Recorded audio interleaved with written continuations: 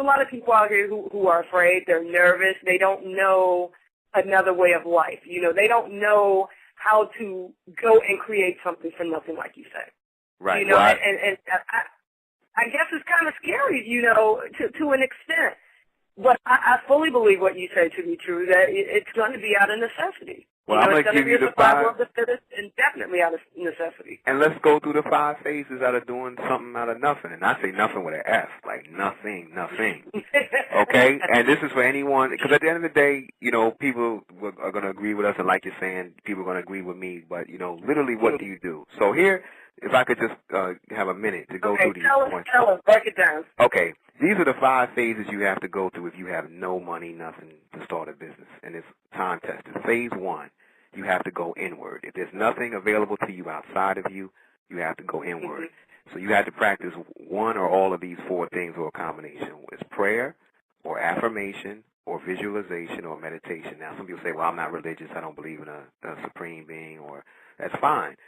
Conrad Hilton didn't necessarily either, but for 18 years, he kept a picture of the Waldorf Astoria Hotel on his desk because he wanted to impress on his mind that was the image of the hotel that he wanted. And sure enough, after 18 years of keeping this picture and photograph on his desk as a constant reminder and fuel, he ended up purchasing that hotel. He had been virtually homeless. Wow. Okay? So you can kind of take it out of a spiritual or religious context and still get the benefit of it. Affirmation, we're more familiar with that. We repeat things, positive expressions, we write them down. You know how that kind of works, a word of the day. Visualization, it can get very complicated, or it can be very simple, as I tell the young people. They're the masters of it, something called daydreaming. So, you know, and then lastly, meditation. That's when you just reflect in a calm state of mind over a phrase or a concept or an image. So one of those 4 things is how you're going to have to go in yourself, and that means maybe taking 20 minutes in the morning, quiet time, or maybe before you retire to bed at night. Just quiet your mind or motivate yourself with some music. But don't just enjoy the music. Get into a peak emotional state and start to imagine the kind of lifestyle that you want, or the goals or the business you want to build. Now, here's another something real practical. Anybody out there who has felonies, previously incarcerated, you can't get a job legally. There's something that the Department of Labor puts out every year. It's called the Occupational Outlook Handbook. And I've done this. You can get it online at the Department of Labor website, or you can get the hard copy book. Wow, I'm going to have to go and put that link on the site. Yeah, we can Google it while we're talking and get the address. I'm sorry I didn't have it right in front of me, but it's called the Occupational Outlook Handbook. And what it is it's every single job basically in the entire American economy. And it describes what skill set you have to have, how much money you can make, how it has grown. It gives you kind of like a history of every kind of occupation. And it's amazing if you just start reading this and talking to your friends about it, you can start to imagine yourself in a certain kind of job or a certain kind of business.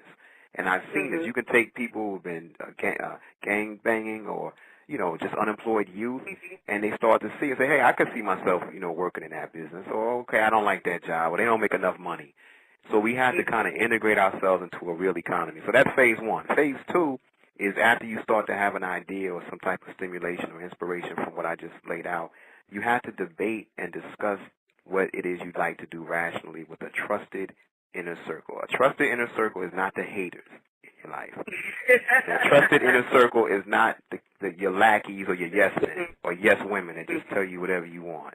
It's people who are going to be optimistic, but they're going to be a little skeptical, and you just build with them over dinner, over coffee, over the phone, okay, about what you want to do, and you'll be amazed at the feedback. The third phase is the planning. Now, in my book, In the Entrepreneurial Secret, in Volume 2, The Business Principles, I explain that you do not need a 20, 40, 60, 80, 90-page business plan. You only need a 3-page plan, and I give you the outline. You can take it right from my book and just work on a small 3-page right from the book. Right in the book. It's there, huh? And then next is you have to go and network, phase 4. That means if you're a social butterfly, this is for you. You go to the party, you do what you normally do, but you have your business in mind, and you just look for people that could invest, partner, or become employees for your dream business. And you just talk to them about what you want to do. So that's networking. I have a chapter on etiquette and networking, and I give an example of some lessons I learned from Method Man and Ray Kwan. We could talk about that later about, you know, how to understand the culture of an organization. It's a lot of fun. And then lastly, raise money from an inner circle. That means use the meal. More people get together over food than any other reason. More business is conducted over lunch or dinner. And so through the tradition, my mother is born in Panama and raised in Jamaica. So they have a tradition called the partners, where they, usually women, they pool their money together and they pass it around the pot. The Jewish community's done it, Chinese, every culture, Japanese, West African.